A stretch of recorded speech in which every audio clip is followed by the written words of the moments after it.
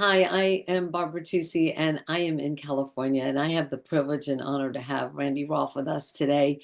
And we are brainstorming and just sharing about diet and food. And I'm going to just hold up your book because this is really an amazing book. The Thank single ingredient diet and just getting back to basics. And so I just wanted to preface that, Randy, having you on today, and we will you. have you on again. So I will post that.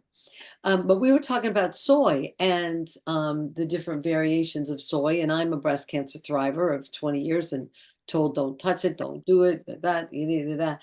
But at the same time, this past year, it really has made a difference in my life. And we were just discussing the source. Do you want to go over that again real quick and maybe share that story of your friend in the book? Sure, yes. I had a classmate from high school, and a good friend. And at the 20th, we hadn't seen her in a while. On the 20th reunion, she had put on an amazing amount of weight. And um, then 5 years later, she was slim again, and everybody wanted to know her secret. And she had been vegan for many, many years, I think even since high school. And she said, well, I quit soy. And at that time, particularly, but even today, soy is a major component of vegan or even vegetarian diets. And so she quit it. And she said the weight just left. And the main thing is that there's phytoestrogens in soy, and the Chinese and the people who've been using it for thousands of years figured out how to prepare it so it's properly balanced. Mm. So I I recommend that if you do want to use soy, I don't use soy. Actually, I'm not crazy about tofu. I do use soy sauce that's traditionally fermented. And if it's traditionally fermented, the manufacturers, like you asked, Marcia, they're going to tell you because the people who are going to pay for the good soy product are proud that they've done it traditionally. So the tofu and the miso and the soy sauce needs to be used traditionally. So that's really the only way I use soy. Um, it's the soybeans, unless they say no GMO or organic, they're all GMO. 90% of the soy grown in this country, it's actually 95%, is GMO. So I don't want to use any GMO stuff. So it's really, really hard. So the soy sauce is organic and wheat free and fermented traditionally. You want all those labels on there. So in my book, I talk about not reading labels, but you do have to read whole lot of labels to make sure that the food is whole and organic and no GMO and sustainably raised and all of that. The labels I tell you not to read is the long ingredient labels, because just reading them, it implies that all those chemicals, they must be safe because they allow it in our food. Well, it's not food, so why would you eat it? I realized writing my book that they're giving us non-food, and we tell our toddlers not to put anything but food in their mouths, and here we're consuming all these non-foods. And the reality is they're petrochemicals. They take the oils, and you can make a lot more money making food additives from petrochemicals than just putting it in your car. So they're making everything out of petrochemicals. So they've got the chemicals that feed us and then the medications that heal us when we get sick from the food. And Yeah. one more little footnote. This is a long answer, sorry. But this No, good. morning we were finishing a wonderful course from the great courses on the City of God by St. Augustine. And I studied that. I have a theology degree, and I did my thesis on the City of God. Anyhow, he read a quote from Plato saying, if you give too much food to a too small body, it will get sick. Right, straight from Plato. And my husband said, look at that, you should use that. So I'm using it half an hour later. But it was just a metaphor. It was in the context. If you he was Plato was saying, if you give too much information to a small brain, they can't handle it. So it was just a metaphor for that. He was talking about philosophy, but he used it as a metaphor. If you give too much food to too small a body, it'll eventually get sick. So That's true, right? and if you give non-food, you're even in more trouble. I have a question. Sure. Um, I actually just a few weeks ago, I did this Ayurvedic cleanse, spring cleanse, and I couldn't have most of the things I don't eat anyways. I couldn't have soy, sugar, dairy, and the only thing that I usually eat is I eat proteins. I do eat meat and stuff like that. It was none of any of that. It was totally plant-based and very clean and organic and whatever. And I loved it. It was delicious. Everything was delicious. Everything was like with, Indian spices and I'm kind of gradually putting a little bit of stuff back, a little fish, a little bit of whatever. But I really like the plant. And I was at um, my stepson's families in California, and she said they had been for a while getting meals from this company called Thistle, which is all plant-based meals. So it just can't, so I got up a minute ago. Somebody came to my door. I'm trying it for like a week to see what it's like. But are you familiar with them? Do you have any idea? Not the company, no. No, I know there are various companies that focus on vegetarian or vegan diets. Right. It looks like just basic, simple ingredient, like chickpeas, and it's all organic, organic vegetables, so on and so on. So Nice, I'm Hmm. curious to try nice. it, but I really You'll enjoyed, have to let us know. I lost 5 pounds on that diet. The first thing was How long was it, the program? it was a month, but it really didn't start right away because we had to go shopping and get our stuff and da da da. So maybe 3 weeks. And I felt really good. And I still feel really good eating that way. Yeah, that's very So a cleansing. lot less bloated and, it made It's Yeah. big, interesting. I did a cancer-free diet and I did some tinctures, my own teas that I made myself along the way. But he said the main thing when people go through a cleanse or a diet is and I like the word that you said, I'm gradually putting things back in because people will stop and then just go right back to this way of eating and it's right. horrible. So he says just pick one vegetable, one thing, bring one squash in or bring one thing in. But it was mainly, and it was interesting because it was rice, a lot of rice. He had studied Hiroshima and the people that survived and didn't, or the tumors went away. And so it was on that premise. And so it was 2 cups of miso soup a day, some of the sea vegetables in my rice, the kombu and that made in the rice. So do you combine things like that as well, Randy, when you're cooking and Oh, for sure. Yes. We use a lot of seaweed. Yeah, the single ingredient means start with single ingredients. It doesn't mean you eat one thing at a time. It's not about eating, it's about providing. So you don't bring anything into your house that's more than a single ingredient.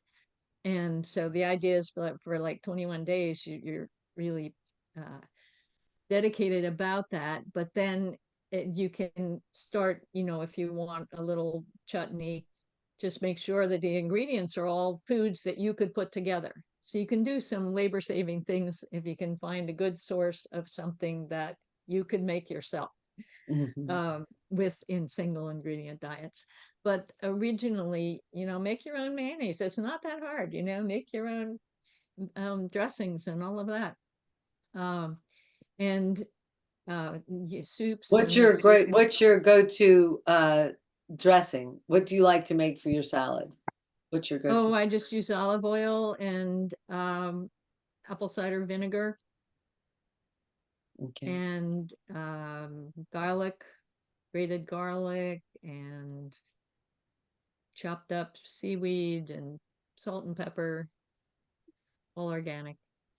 Yeah. And yeah, when you start with really organic, fresh vegetables, you don't need a whole lot of flavor in your dressings. You know, the olive oil is so rich, and apple cider vinegar. And I've had people rave about my dressings. Oh, what dressing is that? And I'll never forget it. This was a relative actually. Um, she said, "What's in it?" And I said, "Well, it's just organic olive oil and organic vinegar." And she said, "Oh, those are too expensive." That Hmm. was it. You know, she Yeah. loved the dressing and her husband was raving about it. And, I'm like, how much dressing do you use that you worried about the expense of your olive oil? It just blew my mind. My husband and I still talk about it. Yeah, And the pressed and not pressed, does it, you know how they talk about the pressed of the olive oil or the olives? Do you, Oh yeah, you want it cold pressed and virgin. Yeah. yeah, yeah, cold. I was raised on a farm, and my mother has, well, we had fresh cow's milk, butter, of course, we had the meats and chickens and eggs. So she always made her own dressing. And in my book, I've got her recipe of cooked salad dressing, and she's a little bit of sugar, mustard, salt, flour, egg, milk, vinegar, and butter. And that was her cooked salad dressing. And then she's got a homemade mustard dressing as well. So everything was made from scratch. And I'm so blessed that I was raised on a farm, a very poor farm. There was no running water or anything like that in the house, but we were fed well because everything was made from scratch. Yeah, and it's fresh. The meat, Yeah. the milk. We were living in dairy country when my kids were born, and we got fresh milk from the dairy down the street. And Mhm. it didn't need to be pasteurized or homogenized. I made my own butter off the cream that came off the top. And yeah, it's great. And fresh eggs. Uh, the only problem with eating cholesterol is when it's aged, when it's been well, it's basically been rusted. Mhm. Old cholesterol, which is what the low density is as well. So the fresh eggs, fresh cheese, you just don't want the old stuff. Um, so you want to get fresh. For milk, we use goat's milk when we want milk, and we Mm. don't drink a lot of milk. But goat's is much closer to human milk than cow's milk is anyhow. And it's very hard to get fresh milk nowadays because the dairy industry convinced everybody it was dangerous. But the requirements for fresh milk are much higher, even about contamination by germs, than the prepared milk. And now it's hyperheated and everything. I mean, there's a whole chapter in my book about milk. Well, I've been dairy free now for probably, because I ate cheese for a long time. But I do almond milk, I do other milks, then I do the milk, dairy milk. And there's about, I'm gonna be conservative and say a third of the population, but it's about two-thirds of the population cannot tolerate the milk, right? The digestive. Right, they don't have the enzymes to handle the lactose, and that's very normal because their historical diet did not include that. Mhm. That many of those cultures did ferment the milk. They had yogurts and cheeses, but fresh milk is only if you have lactose can you deal with that. And after weaning, uh, significant proportion of the world uh, can't handle it, which is Yeah. fine. So now You what do don't you need think about the sugar in yogurt? Is that you just, I sugar. Well, have there not is eaten sugar in yogurt in a yogurt. long time. Huh? Yeah, there's no sugar in yogurt unless you add it. No, there's sugar in yogurt, in the Well, milk. if it's flavored, but not usually Well, in plain. the lactose has been fermented. The yogurt bacteria have used, that's how they ferment it. They ferment the lactose. Yeah, there shouldn't be any digestive problem with yogurt. There's carbohydrates, and the carbohydrates turn to sugar. That's probably what I'm thinking. In the milk. No. No, Mm, mm, I haven't looked at. I know when I was looking, because I couldn't have any sugar, and I would If look it's and read just labels and labels. And plain yogurt, there's no issues. But it depends on, what company, if it's organic, if they've added anything. Sometimes they add stuff to yeah, some carbs to make it thicker, because everybody wants the Greek, right? So they just add stuff to make it thicker. Hmm. But if you can make your own yogurt too. I did that when the kids were little. I made all our yogurt. Just used the fresh milk and added some what did I do? Oh, I used yogurt from store-bought, and I just kept reusing that. Put a little of the yogurt in the new milk, and Hmm. overnight it would clabber up. Yeah, it was cool. that's So great. yeah, so I was saying we eat everything. We have red meat probably once or twice a month, usually when we're out, I guess, get a steak or something. And chicken once a week and fish twice a week. And so about 3 of our meals, our dinners are vegetarian completely. And our breakfast, 2/3 of the time we'll have eggs and bacon once a week. Basically it's basically a Mediterranean diet, a real Mediterranean diet. And that's so misused, just like plant-based. I mean, these words, people throw them around and nobody defines them, which is so dumb. But it can be really misleading. So yeah, I've been in the Mediterranean many times, and I know what the Mediterranean diet is, and it's not what they think. Um, the sugar industry actually paid this scientist in the 60s to prove that heart disease was caused by fat, and it's not. It's caused by sugar. But the sugar industry wanted to blame somebody other than the sugar, because the cardiologists were figuring out that sugar was the problem. In fact, I have a wonderful article I read back in 1976 from Harvard explaining exactly how sugar causes atherosclerosis. And they proved it right there. And I saved it like, okay, this is the truth. Um, but even Harvard doesn't tell you that anymore, because they're so in line with the medical world to keep everybody off of fat, because there's so much money in having everybody sick.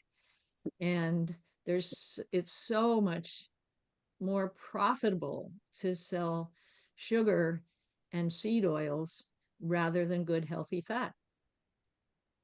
So, I mean, I know people who don't eat dark turkey because they think it's fattier than the white turkey. And it's Sorry. blows my mind. Now go Um, into the seed oil more, because I mean, right now I've been using avocado oil, and I like that. But there are, and I have used many seed oils. So is there pro con to that? The Absolutely, yeah. They're seriously overprocessed. They are, yeah, sorry, I get excited about it, because there are some scientists who say that the seed oils are a bigger problem in our diet than sugars because of the omega-6. Um, but they call them vegetable oil, but it's out of the seeds. And basically the rule of thumb for me is don't eat oils that haven't been used in history. And so humans have been using olive oil and peanut oil and all the animal fats forever.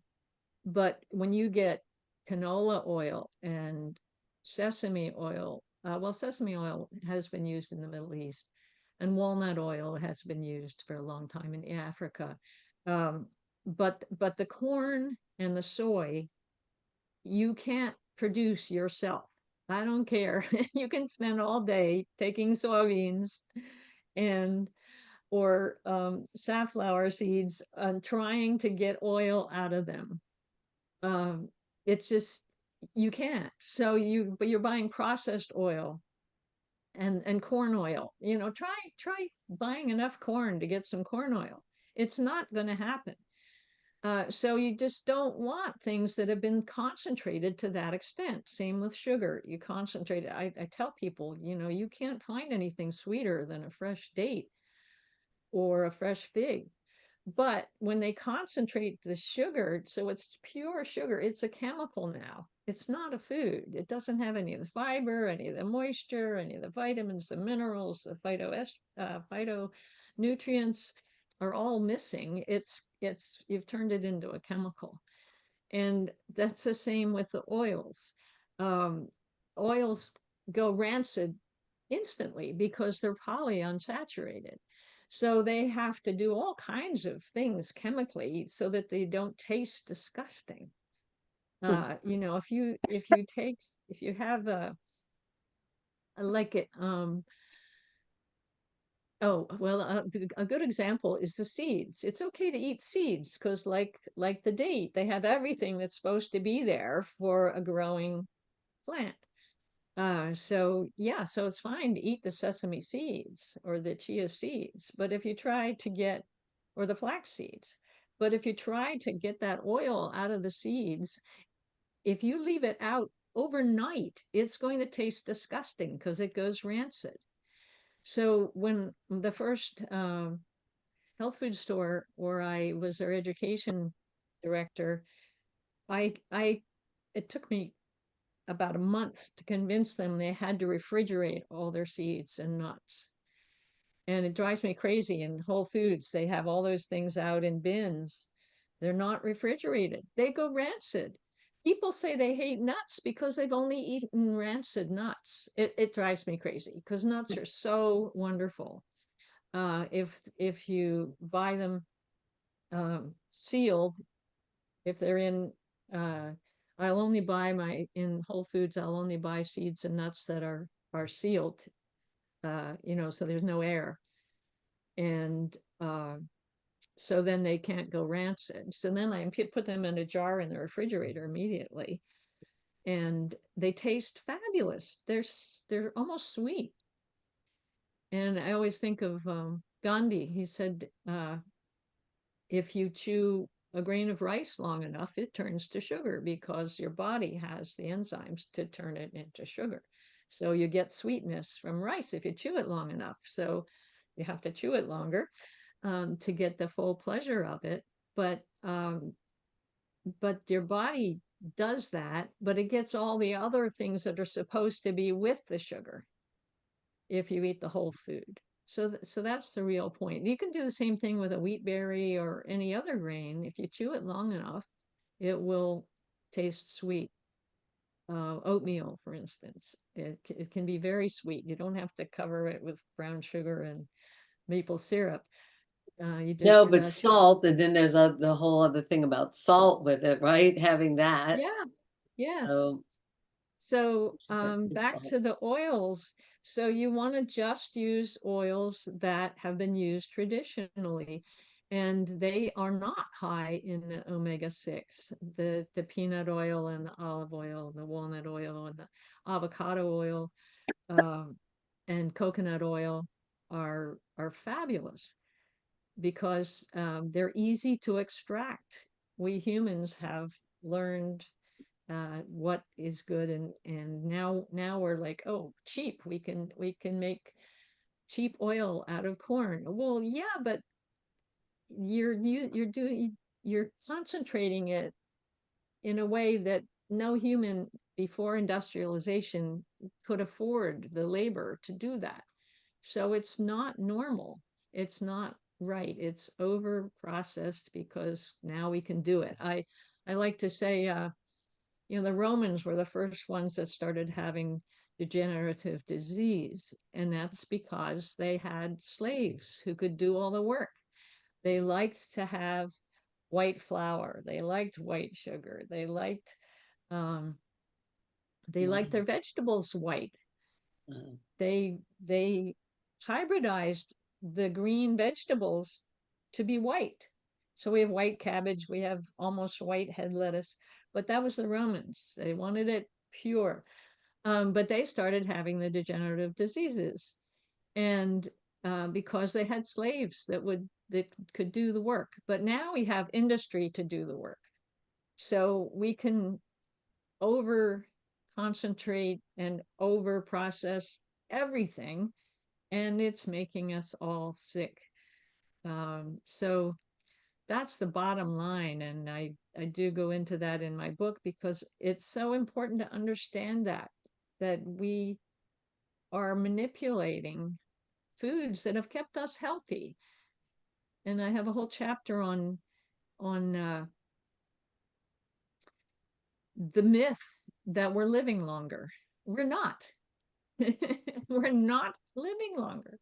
So I could go into that. But I include that in every lecture because it's such even the doctors say it. Oh, well, you're over 40, you probably need some preventive medications. Well, you don't. You don't.